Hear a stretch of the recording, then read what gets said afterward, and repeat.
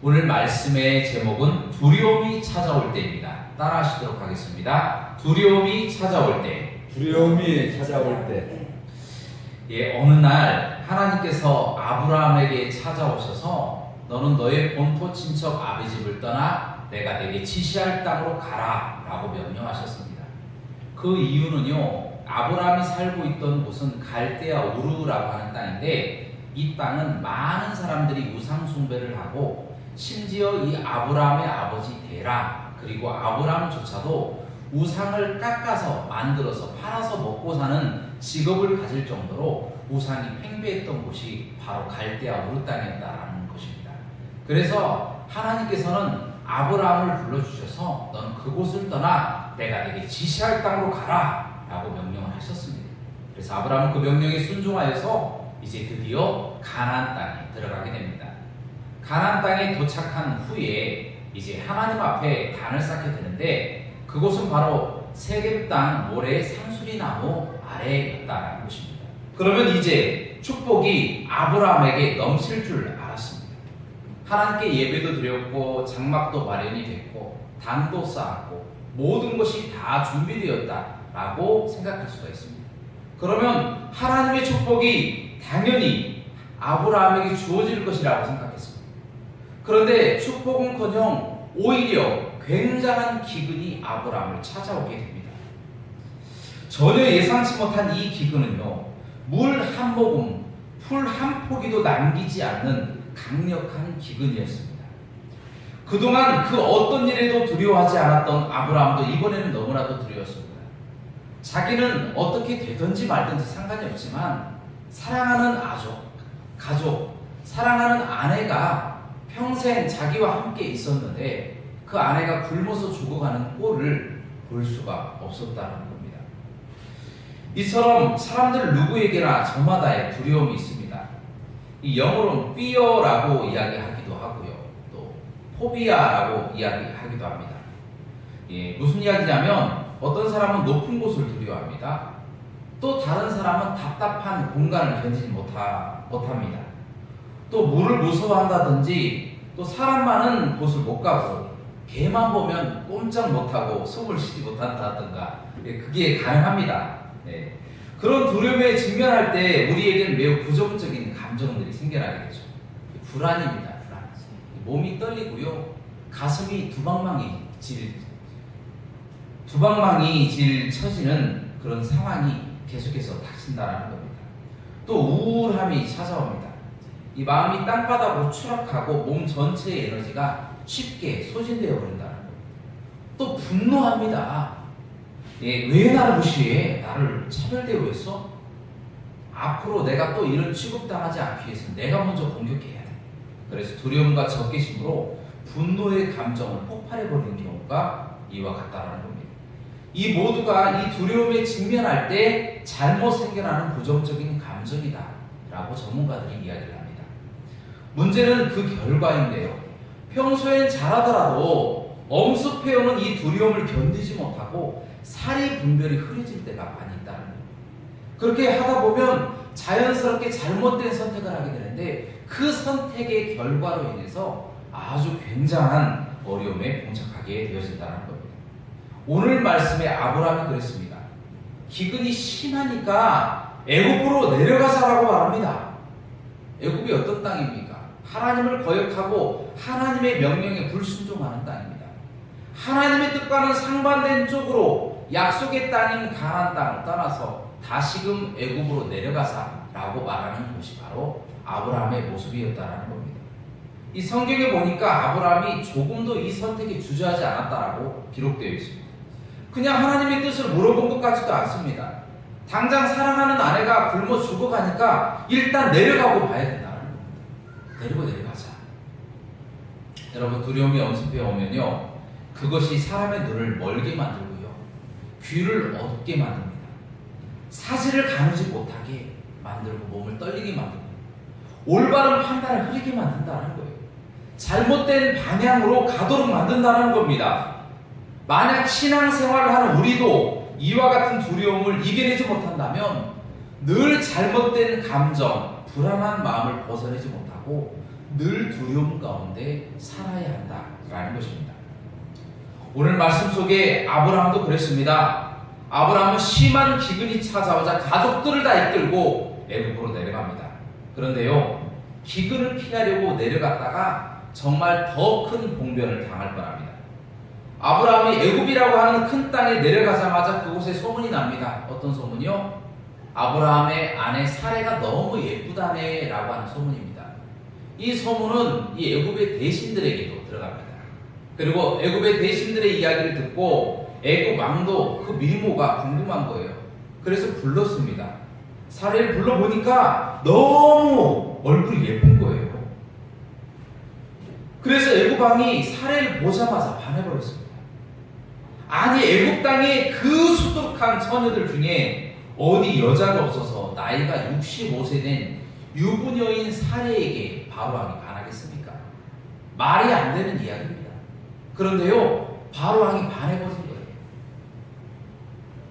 여러분, 문제가 생기려고 하면 비비 꼬이는 거예요. 그 문제를 해결하려고 자꾸 노력하다 보면 더 꼬이고 더 꼬이게 된다는 겁니다. 이거 잘못하다가는 바로왕이 이 아브라함을 죽여버리고 사레를 데려가지 않을까라고 하는 이 두려움이 엄습해 오기 시작했어요. 아브라함은 어떻게 할까 고민하다가 그래, 그러면 나라도 살아야지. 그리고 당신도 살고 나도 사는 방법은 우리가 부부라고 하지 말고 오누이라고 하자. 이렇게 하는 것이 당신과 내가 사는 길이야 라고 이야기를 하면서 이제는 나를 오빠라고 부르라고 그렇게 거짓말을 하기 시작합니다. 그렇게 자기 힘대로 자기 생각대로 하려다가 설상가상 엎친 데 덮친 격으로 더 어려움이 찾아왔어요. 이제는 바로가 선물을 잔뜩 가지고 와서 아브라함에게 다 줘버렸어요. 그리고 아내 사레를 자신의 왕궁으로 데리고 가버렸다는 겁니다. 여러분, 이처럼 사람에게 두려움이 찾아오면요, 돌이킬 수 없는 실수를 할 수도 있다는 겁니다. 자신이 그동안 잘 해왔던 일에도 부족함이 발생하게 되고요. 쉽게 해결될 줄 알았는데 다른 곳에서 예기치 못한 변수가 또 생깁니다. 또 다른 코스에서 복병이 준비하고 있다가 공격하기 시작합니다. 우리가 노력하면 노력할수록 더 미궁에 빠지고 수렁에 빠져 들어가는 것이 세상의 흐름이다라는 겁니다. 그래도 한 가지 다행인 것이 있어요. 하나님께서는요, 아브라함에게 큰 축복을 주시는데 어떤 축복이요? 고린도전서 13장 말씀의 축복입니다. 말씀 화면을 보고 다 같이 공독하도록 하겠습니다. 시작. 사람이 감당할 시험 밖에는 너희가 강한 것이 없나니 오직 하나님은 미쁘사 너희가 감당하지 못할 시험 당함을 허락하지 아니하시고 시험 당할 즈음에 또한 피할 길을 내사 너희로 능히 감당하게 하시느니라. 아멘. 네, 그렇습니다. 하나님은요, 우리가 하나님의 자녀인 그 사실 하나만 가지고도 우리가 감당 못할 시험을 우리에게 주시지 않는다는 거예요. 그리고 그 시험을 설사 허락한다고 하더라도 그 시험 당할 즈음에 피할 길을 내신다라고 성경 말씀을 기록하고 있다는 거예요. 그래서 하나님께서는 아브라함의 아내 사레가 봉변 당할 그 찰나에 그를 구하십니다. 그리고 바로왕을 꾸짖으십니다. 그리고 아브라함의 거짓을 밝히시죠. 사레는 내 종 아브라함의 아내다, 건드리지 마라 라고 바로 왕에게 하나님이 찾아오셔서 말씀하셨다는 겁니다. 하나님이 다 해결해 주시는 거예요. 하나님이 바로왕도 깨닫게 해주시고 또 사레와 아브라함의 거짓도 밝히시고 그들도 다 그 어려움에서 극복하시는 그분이 되신다는 겁니다. 여러분, 어떻게 보면 아브라함과 사레는 어쩔 수 없이 거짓말했다고 치고 죄 없는 바로는 왜 그렇게 고생을 해야 됩니까? 그냥 결혼하지 않는 아브라함의 누이인 줄 알고 사랑했는데 나중에 보니까 그게 아니고 속은 거잖아요. 바로만 고통을 당한 거예요. 바로만. 왜 죄 없는 사람을 고통 당하게 만드냐라는 거예요. 믿는 사람이 믿음의 자리에서 똑바로 행동 못하면요 주변 사람들이 고생하는 거예요. 믿지 않는 사람이 그 사람 때문에 더 고생하는 거예요. 우린 믿는 사람으로서 올바른 하나님의 마음대로 하나님이 원하시는 뜻대로 살아가야만이 우리 때문에 주변 사람들이 복을 받게 되는 줄로 믿습니다. 그래서 하나님은요 이 사례를 구하시고 난 이후에 이 아브라함과 사례를 어디로 이끌어 가십니까? 베델로 이끌어 가십니다. 베델. 다시 가나안 땅으로 돌리신 거예요. 그 베델이 어떤 곳입니까? 하나님의 집이에요. 베델이라고 하는 뜻이 바로 하나님의 집이라고 하는 뜻입니다. 하나님의 집, 하나님의 성전으로 아브라함과 사례를 이끌어 주신 그 이유가 무엇일까요? 이사야서 56장 7절 말씀입니다. 내 집은 만민이 기도하는 집이라 일컬음을 받으리라. 할렐루야. 마가복음 11장 17절 말씀입니다. 내 집은 만민이 기도하는 집이라 칭함을 받으리라. 아멘. 예수님께서 하신 말씀, 이사야 선지자가 하는 말씀이 무엇입니까? 하나님의 집은 기도하는 집이다. 기도의 자리로 회복시킨 거예요. 아브라함이 결국에 다시 돌이키면서 다시 베델로 와서 했던 가장 첫 번째 일이 무엇입니까? 기도하는 것이었다라는 겁니다. 많은 사람들이 이 사실을 몰라요. 위기가 닥쳐오고 두려움이 엄습해 오면 자기의 지식대로, 자기의 힘대로, 자기의 마음대로, 자기의 방법대로 문제를 해결하려고 합니다.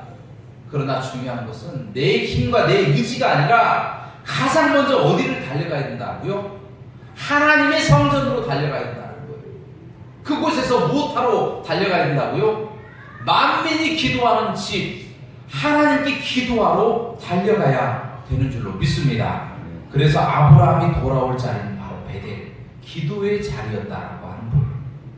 여러분, 기도는요 두려움을 이길 수 있는 유일한 길입니다. 돌아갈 필요가 없습니다. 바로 주님 앞에 달려오면 만사가 해결된다는 겁니다. 모든 문제를 해결하고 모든 두려움을 극복하며 죄를 깨닫게 만들어 주시고 우리의 모든 문제를 해결해 주시는 열쇠가 바로 하나님의 성전에 있는 줄로 믿습니다.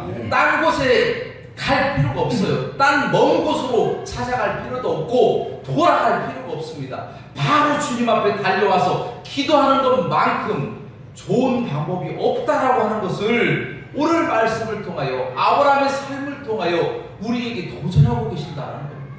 그러므로 우리는 다 하나님 앞에 기도함으로써 모든 두려움을 다 극복하시는 저와 여러분들 되시기를 주님의 이름으로 축원합니다. 자, 이제는 좀 더 구체적으로 이 두려움을 이길 수 있는 기도를 어떻게 해야 하는지에 대해서 말씀드릴 건데요. 특별히 하나님의 그 성막 속에서 금향로가 있는데 그 금향로에 비교해서 기도가 무엇인지에 대해서 설명을 조금씩 또 쉽게 하도록 하겠습니다. 자, 첫째로 향로는 절대 꺼트려서는 안 된다는 겁니다. 따라하도록 하겠습니다. 향로는 절대 꺼트려서는 안 된다. 꺼트려서는 안 된다. 아멘. 본래 향로는요 모세가 시내 산을 올라갔을 때에 하나님께서 만들라고 하신 성구 중에 하나였습니다. 그런데 주의할 점은 바로 이 향로는요 1년 365일 결단코 꺼트려서는 안 된다는 거예요.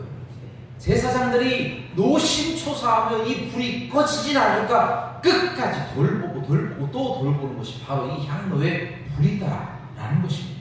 이와 마찬가지로 성도의 기도도요 향로의 불처럼 1년 365일 결코 그쳐서는 안 된다는 겁니다.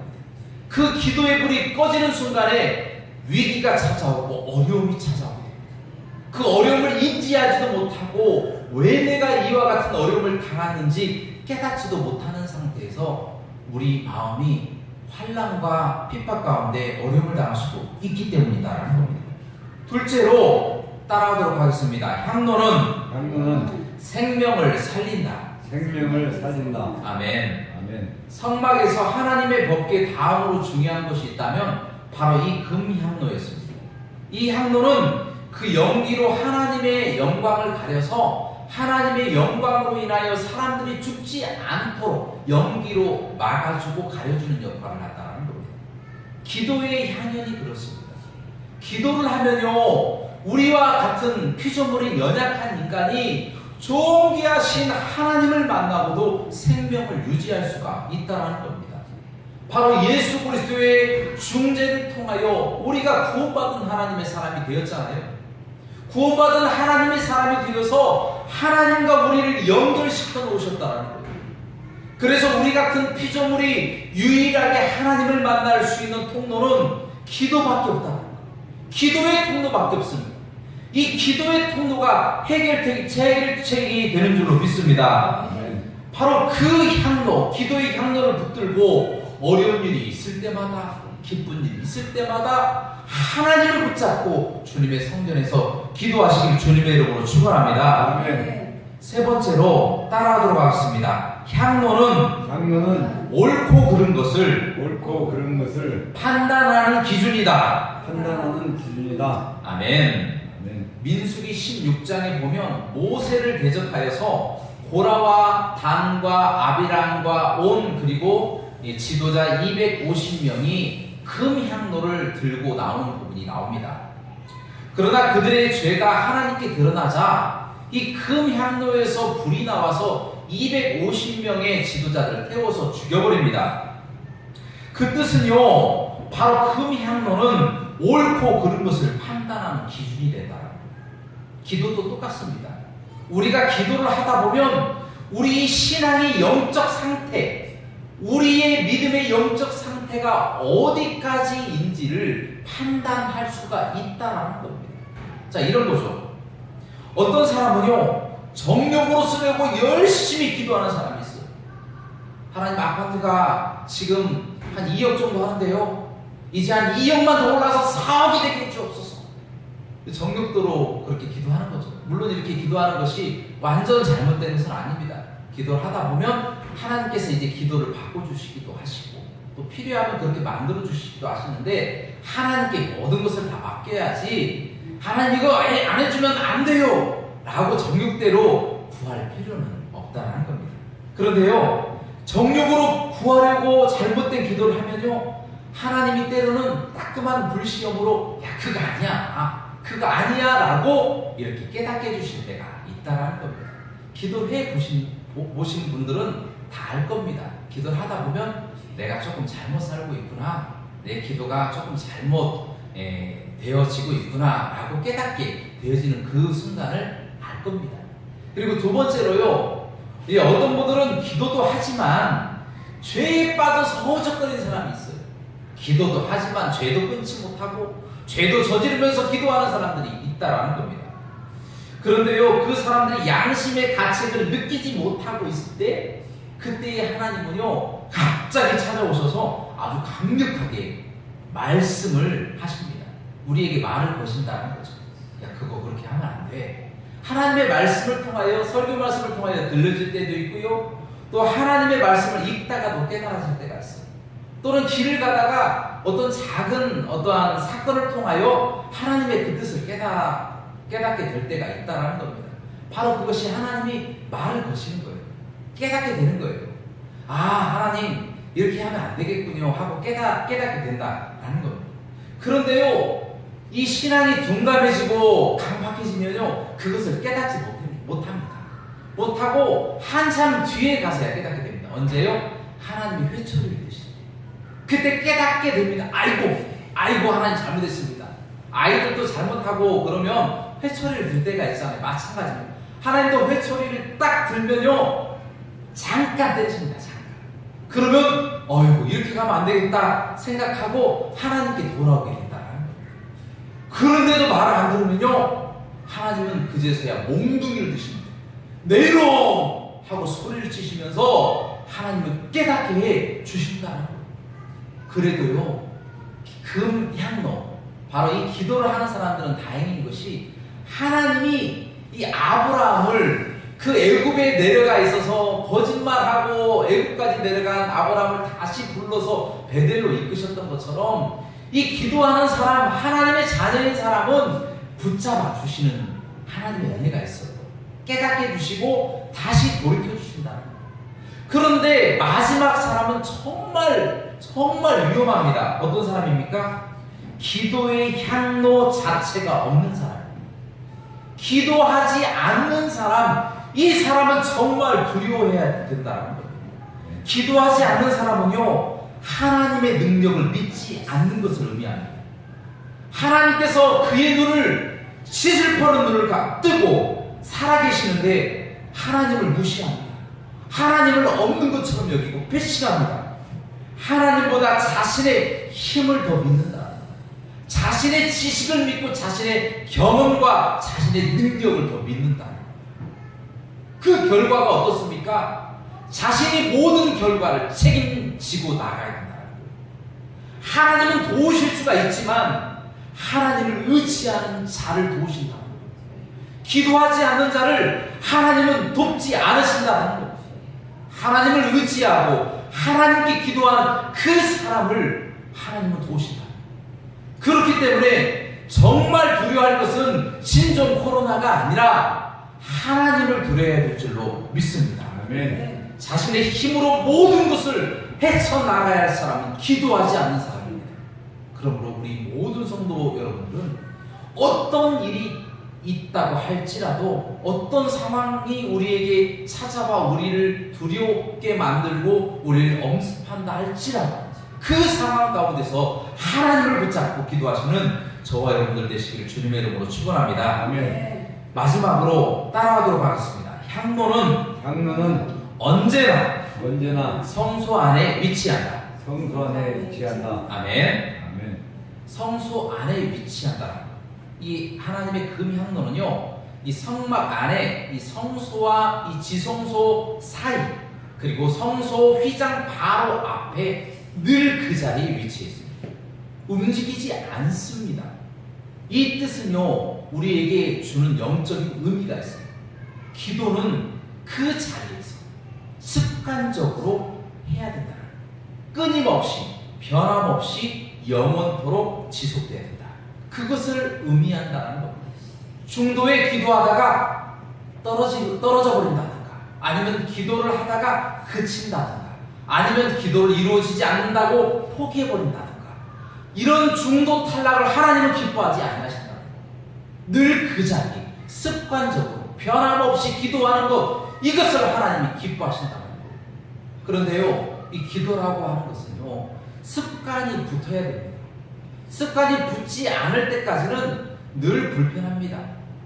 기도의 자리가 불편해요. 밥 먹을 때 기도하는 것도 힘들어요.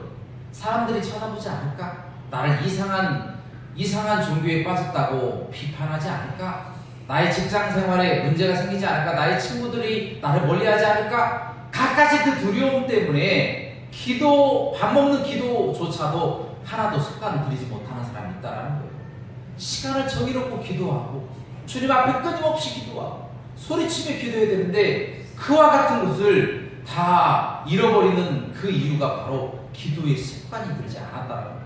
예배도 마찬가지고, 전도도 마찬가지고, 봉사도 마찬가지입니다. 습관이 들지 않으면 늘 부담스럽고, 늘 괴롭고, 힘들고, 어렵습니다. 그 자리를 지키기가 너무 힘들어요. 주일 예배 지키기도 힘들다라고 성경 말씀이 계속해서 우리에게 도전하고 있지 않습니까? 그래서 우리 예수님께서도 습관을 쫓아서 감람산에 가셨습니다. 누가복음 22장 39절 말씀 다 같이 공독하도록 하겠습니다. 시작. 예수께서 나가사 습관을 쫓아 감람산에 가시매 제자들도 쫓았더니. 아멘. 예수님도 습관 쫓아서 감람산으로 가셨습니다. 예수님의 제자들도 예수님 쫓아서 습관을 쫓아 감람산으로 올라가 기도하셨다라는 것입니다. 이처럼 습관이 그토록 중요하다라고 하는 것입니다. 그리고 두 번째로 누가복음 22장 44절 말씀입니다. 다 같이 공독하도록 하겠습니다. 시작. 예수께서 힘쓰고 애써 더욱 간절히 기도하시니 땀이 땅에 떨어지는 핏방울 같이 되더라. 아멘. 예수님께서 겟세마네 동산에서 기도한 내용이고, 그 다음날 십자가에 못 박혀서 죽으실 것을 아시고 땀방울이 핏방울이 되기까지, 모세의 혈관이 터져서 이 땀이 핏방울처럼 떨어지기까지 예수님이 간절히 기도하셨다는 거예요. 간절히 기도하는 것도 습관입니다. 많은 사람들이 기도는 조용히 해야 된다 그렇게 이야기하는 사람도 있습니다. 저는 아니라고 분명하게 이야기할 수 있습니다. 급할 때는요, 크게 부르짖으면서도 또 기도해야 합니다. 간절히, 지금 당장 죽게 생겼는데 물에 빠졌는데 하나님 살려주세요 라고 말하는 사람이 있습니까? 살려주세요 라고 말하는 사람이 있습니까? 아니죠! 살려주세요! 살려주세요! 라고 하나님의 이름을 부르며 소리치면서 외쳐야 되지 않겠습니까? 마찬가지로 예수님도 급하십니까? 소리치면서 간절히 그렇게 기도하셨던 것처럼 기도하는 습관을 들여야 된다는 거예요. 조용히 하는 습관도 중요하지만 부르짖으며 기도하는 습관도 들여야 됩니다. 그리고 성경 말씀대로 방언도 해야 됩니다. 방언도 열심히 해야 되고 열심히 기도를 해야 됩니다. 그렇게 기도하는 습관을 들여야만이 어떠한 상황 가운데서도 기도하는 능력이 나타나게 되어진다는 겁니다. 마지막으로 예레미야 33장 3절 말씀 다같이 공독하도록 하겠습니다. 예레미야 33장 3절입니다. 시작. 너는 내게 부르짖으라. 내가 내게 응답하겠고 내가 알지 못하는 크고 비밀한 일을 내게 보이리라. 아멘. 우리 하나님께서 예레미야 선지자에게 무엇이라고 말씀하십니까? 너는 내게 부르짖으라.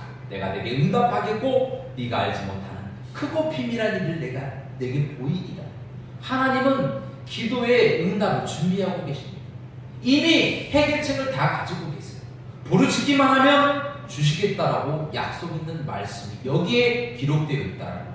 그러므로 우리는 하나님 앞에 부르짖으며 기도하고 또 묵상으로 기도하고 또 조용히 기도하고 또 공동으로 기도하고 합심으로 기도하고 통성으로 기도하고 방언으로 기도함으로써 우리의 모든 기도가 하나님의 마음의 문을 열게 되는 키가 될 줄로 믿습니다. 아멘. 그러므로 우리도 예수님처럼 습관을 따라 기도하고 모든 환경 가운데 기도하시는 저와 여러분들 되시길 주님의 이름으로 축원합니다. 아멘. 기도의 습관을 분명히 가져야 되는데 기도의 습관을 가지지 못하는 사람들은요, 이 조석병기라고 아침과 저녁으로 마음이 바뀝니다. 계속 바뀌어요. 늘 그 자리에 있어요.